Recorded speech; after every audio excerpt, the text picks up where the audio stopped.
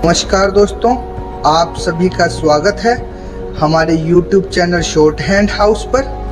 दोस्तों, Hindi short hand dictation प्राप्त करने के लिए आप हमारे YouTube चैनल को सब्सक्राइब करें तथा वीडियोज को लाइक एवं शेयर करें। हिंदी शॉर्ट हैंड डिक्टेशन प्रारंभ होगी 5 सेकंड बाद।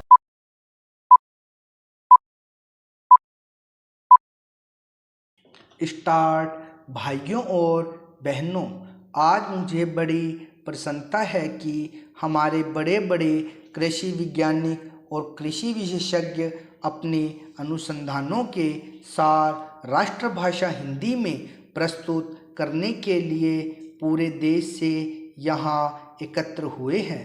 मैं तो हमेशा ही कहता रहा हूँ कि किसानों तक नई जानकारी उनकी ही भाषा में पहुंचाई जा सकती है। आपने अच्छा किया कि श्री गणेश राष्ट्रभाषा हिंदी से किया। मैं तो चाहूँगा कि सभी भारतीय भाषाओं में राष्ट्रीय कृषि सम्मेलन आयोजित किए जाएं, ताकि सभी क्षेत्रों के किसानों को पता चले कि उनके लिए इस देश के कृषि वैज्ञानिक कितनी मेहनत से नई नई किस्में और तकनीकें निकाल रहे हैं। अब से 3 दिन बाद हम नए वर्ष में प्रवेश करेंगे। मुझे बताया गया कि सन 1995 के वर्ष को यूनेस्को ने सहनशीलता का वर्ष घोषित किया हुआ था। शायद भारत में इसके बारे में ज़्यादा चहल पहल या चर्चा नहीं हुई, क्योंकि भारत देश और भारतीय लोग तो है ही सहनशील। इसमें भी सबसे ज़्यादा सहनशील है किसान। आप खुद हिसाब लगा लो, हर तरह से भारत का किसान संसार का सबसे सहनशील प्राणी सिद्ध होगा। आजकल जाड़ा जोरों से पड़ना शुरू हो गया है, फिर भी उत्तर भारत का किसान शीतलहर की परवाह किए बिना आधी रात को उठकर अपने गेहूं के खेत में पानी लगा रहा है, क्योंकि बिजली कुछ घंटों के लिए आती है। किसान ठंड सहकर फसल उगाएगा और फसल पकते पकते गर्मियां शुरू हो जाएगी, तो जेठ की तपती धूप में वह खेतों में कटाई व मड़ाई का काम करेगा। यह जाड़ा पाला सहना और कड़ी गर्मी में पसीने से लथपथ होकर काम करते रहना, इतनी सहनशीलता बस किसान के बूते की ही है। फिर हिंदी बोलने वाला तो और भी ज़्यादा सहनशील है, हर हाल में जी रहा है। गेहूँ चावल विदेशों में किस भाव बिकता है और हम उसे क्या भाव देते हैं। हर चीज़ के दाम आसमान पर पहुंच गए हैं। महंगाई इतनी बढ़ गई है, मगर किसान की मेहनत का पूरा मुआवजा देने में हम 10 बहाने बनाते हैं और किसान है कि बर्दाश्त कर रहा है। बिजली महंगी हो गई, डीजल महंगा हो गया, संकर बीज महंगा मिलता है, रासायनिक खादें महंगी मिलती है, मगर दालों के भाव चढ़ गए तो चिलप्पों शुरू हो जाती है। मेहनत करता है किसान और उसकी मेहनत पर फलते फूलते हैं बिचौलिए। मंडी के दलाल, आलू के चिप्स बनाने वाले व्यापारी, उसकी फसलों का तेल निकालने वाले व्यवसायी, ये सारी बातें सहते हैं हमारे किसान भाई। सो किसान से बड़ा सहनशील और कोई नहीं। कोई आता है तो खराब किस्म का बीज बेच जाता है, तो दूसरा जिप्सम के नाम पर मिट्टी बेच जाता है। कई एक नकली कीटनाशक दवाएं बिक रही है, छिड़को तो कोई असर ही नहीं होता। किसान बेचारा सब कुछ सह रहा है।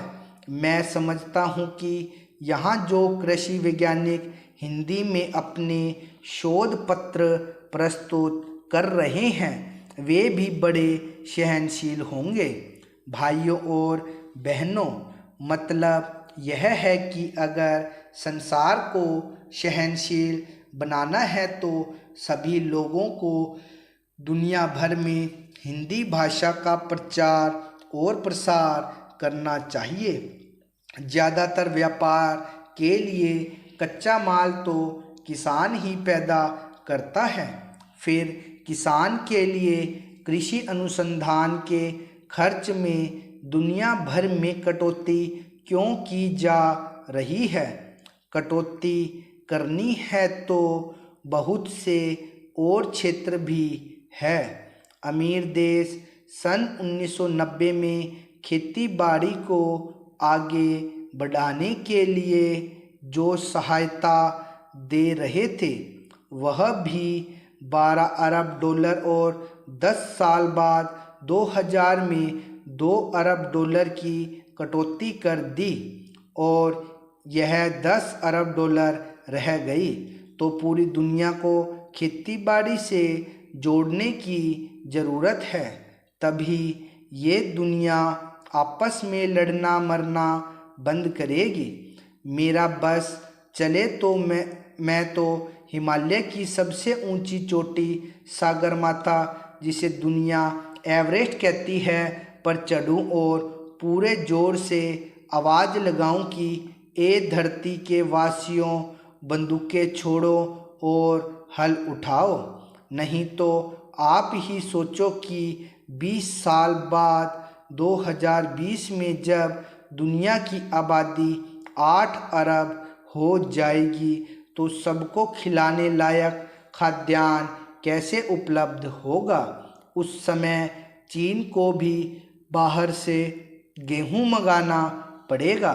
सौभाग्य से भारत के बारे में तो कृषि विशेषज्ञों का यही अनुमान है कि भारत के किसान और कृषि वैज्ञानिक मिलजुल कर बढ़ी हुई आबादी का भी पेट भर पाएंगे।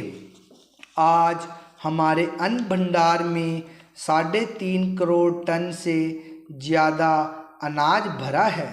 रबी की फसल आने के बाद यह बढ़कर 5 करोड़ टन तक जा सकता है।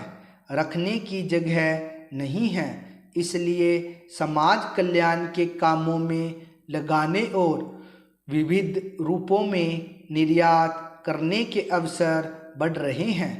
काम के बदले अनाज और बच्चों को पाठशालाओं में नाश्ता कराने व खाना खिलाने के कार्यक्रम पूरे देश में चलाए जा सकेंगे।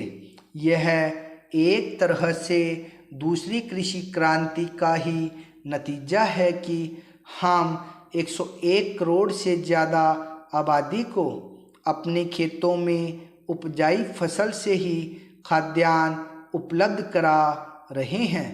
खाने वाले तेल की कुछ वर्ष पहले कमी हुई थी। हमने पुरजोर कोशिश की। पिछले कुछ वर्षों में आयात तो घटकर प्रति वर्ष 300 करोड़ रुपए हो गया। वहीं तिलहनी फसलों और उनसे उत्पन्न पदार्थों का निर्यात 8 गुना बढ़कर 2500 करोड़ रुपए से भी ऊपर हो गया। यह सब फल है किसानों, वैज्ञानिकों एवं प्रसार कार्यकर्ताओं के अथक प्रयास का। इस प्रगति में आज कृषि वैज्ञानिकों का योगदान किसी से छुपा नहीं है। इसे सारी दुनिया मानती है। जहाँ भी भूख है वहाँ लोग भारत की मिसाल देते हैं कि देखो इस महान देश ने भूख की चुनौती का किस तरह डटकर सामना किया। आज जब निर्यात के अवसर खुले हैं, विश्व का परिवेश बदल रहा है, सारी दुनिया के बाजार खुल गए हैं। सौभाग्य से दुनिया में शाकाहार भी बढ़ रहा है।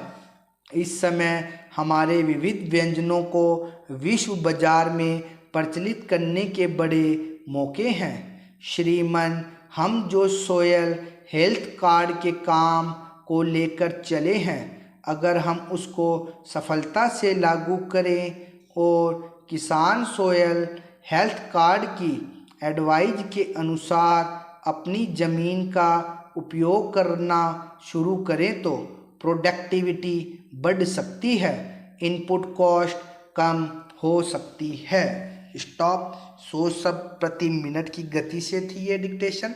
रामधारी गुप्ता खंड 2 से अभ्यास 22, 23 और 24 2 एक्सरसाइज थी। इनका बार बार अभ्यास कीजिए तथा इन्हें ट्रांसक्राइब जरूर कीजिए। धन्यवाद।